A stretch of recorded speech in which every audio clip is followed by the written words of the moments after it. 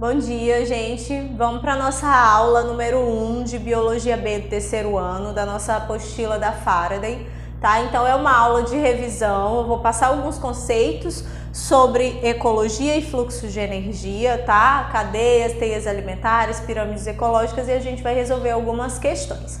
Então, a cadeia alimentar nada mais é do que uma sequência, né, a representação de uma sequência de organismos interligados por uma relação trófica, por uma relação alimentar, tá? É aquele famoso exemplo de produtores, consumidores primários, consumidores secundários, terciários, quaternários e os decompositores, tá? Então aqui a gente tem uma representação, um desenho para representar essa cadeia alimentar, e essa cadeia alimentar ela serve para demonstrar o fluxo linear de matéria. O que seria o fluxo linear de matéria? É essa relação de consumo mesmo da planta. Então a planta produz, né, pela sua característica de autotrofia, de capacidade de sintetizar o seu próprio alimento a partir da fotossíntese. Então ela produz esse alimento, né, que serve para as suas taxas metabólicas, mas também serve para passar para o próximo nível trófico. Essa planta ela é consumida por um herbívoro, né? Esse herbívoro geralmente é consumido por um carnívoro de segunda ordem, que é consumido por um carnívoro de terceira ordem, aliás, de primeira ordem, de segunda ordem, de terceira e assim sucessivamente, tá? Então é o fluxo de matéria. Quando a gente fala de fluxo de matéria, é a passagem mesmo de biomassa nessa sequência alimentar, certo? E também serve para demonstrar o fluxo linear de energia, que é a energia que está embutida nessa matéria, tá? Nessa biomassa ou nesse indivíduo. Porque a gente tem que entender que nós temos dois ciclos quando nós fazemos essa representação. O ciclo de matéria, que é um ciclo finito, né? Aquela planta que ela é consumida pelo herbívoro, a matéria orgânica dela acabou ali. E um ciclo de energia que e uma passagem de energia, um fluxo de energia que é cíclico, né? Ele é renovado ao longo desse processo. Por quê? Porque essa energia ela é produzida nos primeiros níveis tróficos, no nível de produtores das plantas. Quando elas são produzidas, né, essa energia é produzida, a planta utiliza grande parte, cerca de 80% dessa energia para o seu metabolismo, e o resto dessa energia vai passando para os próximos níveis tróficos, tá? Então, só para vocês entenderem o que significa fluxo de matéria e de energia ao longo de uma comunidade. Aqui a gente tem o nosso exemplo, tá? Nós temos os produtores que estão sempre na base dessas cadeias alimentares, os herbívoros, né? Consumidores de primeira ordem, consumidores de segunda ordem, consumidores de terceira ordem, e todos eles culminam aqui nos decompositores, que são fungos e bactérias, e são esses decompositores que vão devolver essa energia para o sistema, certo? Então, nós temos o que a gente chama de níveis tróficos. Nível trófico é diferente de consumidor de primeira ordem, de segunda ordem, de terceira ordem. Nível trófico é a ordem de aparecimento desse indivíduo nessa cadeia alimentar. O produtor, já que ele é o primeiro a aparecer, ele é o primeiro nível trófico. O consumidor primário é o segundo nível trófico, o consumidor secundário, o terceiro nível trófico, e assim sucessivamente, tá? Então nós temos aqui, ó, que as plantas são as nossas produtoras, são os nossos primeiros níveis tróficos, os gafanhotos são o meu consumidor secundário, então segundo nível trófico, e assim sucessivamente até chegar nos decompositores. É importante a gente entender que o fluxo de energia ele é unidirecional nessas cadeias e teias alimentares. Outra observação, cadeia alimentar é uma representação didática. O que acontece na natureza mesmo são as teias, tá? Que é um conjunto, são conjuntos de cadeias alimentares.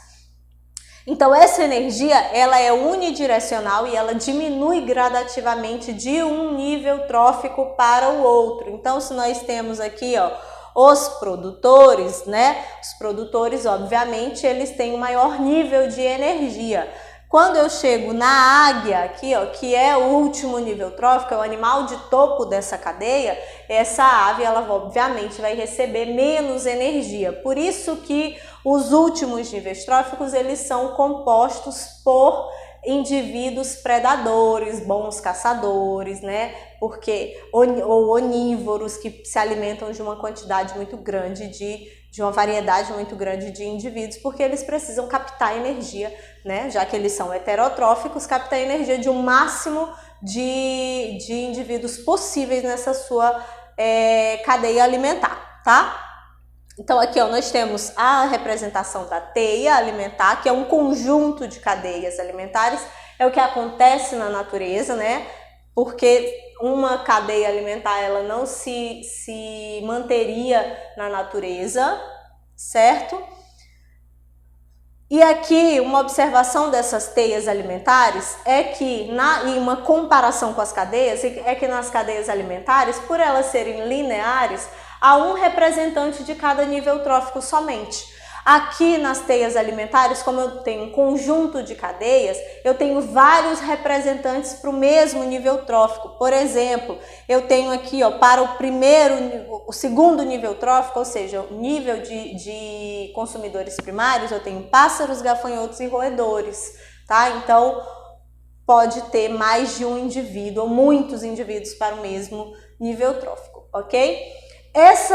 Esse fluxo de matéria, esse fluxo de energia, ele também pode ser representado graficamente, tá? Que é o que a gente chama de pirâmide alimentar, pirâmides alimentares ou pirâmides ecológicas. Nós podemos ter pirâmides alimentares ou ecológicas numéricas, quando representa o número dos indivíduos interagentes nessa relação, né? Então, essas pirâmides, elas podem ser apresentadas de forma direta. Então, quando eu tenho, por exemplo, 1000 plantas, 300 gafanhotos se alimentam dessas plantas e 20 aves se alimentam desses gafanhotos. É uma representação numérica dessa relação. Direta, tá? Porque a base é mais larga e o topo é mais estreito. Ou pode ser invertida, tá? Então, eu tenho 3 ipês, 1000 besouros que se alimentam desses ipês e 20 aves que se alimentam desses besouros, tá? Então, pode apresentar dessas duas formas. A de biomassa, que vai levar em consideração a biomassa, a matéria orgânica passada nessas cadeias, tá? Aí essa pirâmide de biomassa, ela também pode se apresentar de maneira direta, se for um ambiente terrestre, né? Uma teia alimentar de ambiente terrestre, ou ela pode se apresentar de maneira invertida quando a gente trata de biomassa, de pirâmide de biomassa, ou uma cadeia alimentar de ambiente aquático, ok? Agora, a pirâmide energética, ela só pode ser representada de maneira direta, com a base mais larga e com o ápice mais estreito. Por quê? Porque a base são sempre os produtores, e os produtores que são aqueles que sintetizam a energia. Então, obviamente, eles têm mais energia disponível.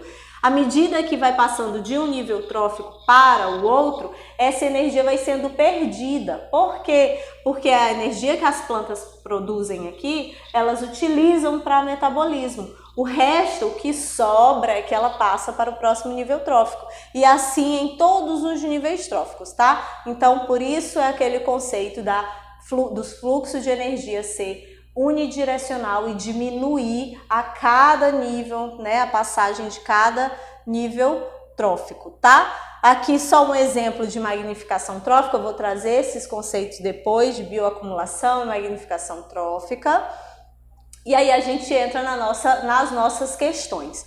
Então, a questão 2 da Faraday 1, aula 1, Biologia B, página 219 da Faraday de vocês. Ok? É uma questão da PUC São Paulo que diz: ao longo de teias alimentares, a energia captada pelos seres vivos é obtida a partir de moléculas orgânicas, por eles sintetizadas ou ingeridas e assimiladas. Ou seja, o que está dizendo nesse enunciado? Que a energia ao longo nessa cadeia alimentar, ela é produzida pelas plantas a partir do processo de fotossíntese. E aí ele pergunta, nesse caso, a quantidade de energia disponíveis nos níveis tróficos, ele é maior em qual nível? De produção, de consumo primário, secundário, terciário ou de decomposição? Né? Como o enunciado da questão está trazendo que essa energia ela é sintetizada a partir de moléculas orgânicas, né? Ou ingeridas e assimiladas, a gente subtende que essa energia esteja em maior quantidade no nível das plantas, que são os produtores. Tá? Então, como a gente sabe que essa energia tem um fluxo unidirecional, quando passa de consumidor primário, secundário a terciário até decompositor, essa energia ela tende a diminuir, tá ok? Então, a resposta certa é produtores. Já a questão 5 da UFRGS do Rio Grande do Sul diz que, com relação à biomassa e a distribuição de energia nos diferentes níveis tróficos, considere as seguintes afirmações. 1. Na maioria dos ecossistemas terrestres, a quantidade de biomassa é inversamente proporcional à quantidade de energia química disponíveis nas moléculas orgânicas. 2. Na maioria dos ecossistemas terrestres, as plantas fotossintetizantes dominam tanto em relação à quantidade de energia que apresentam, quanto em relação à quantidade de biomassa que contém. E 3. Na maioria dos ecossistemas aquáticos, uma pequena biomassa de produtores pode alimentar uma biomassa de maior consumidores primários. Então, do que se trata essa questão? Ela vai se tratar de uma cadeia alimentar, né, ou de uma pirâmide alimentar relacionada à biomassa, a quantidade de matéria orgânica e a relação dessa biomassa com a energia. A gente tem que apenas as questões 2 e 3, os itens 2 e 3, eles são considerados verdadeiros.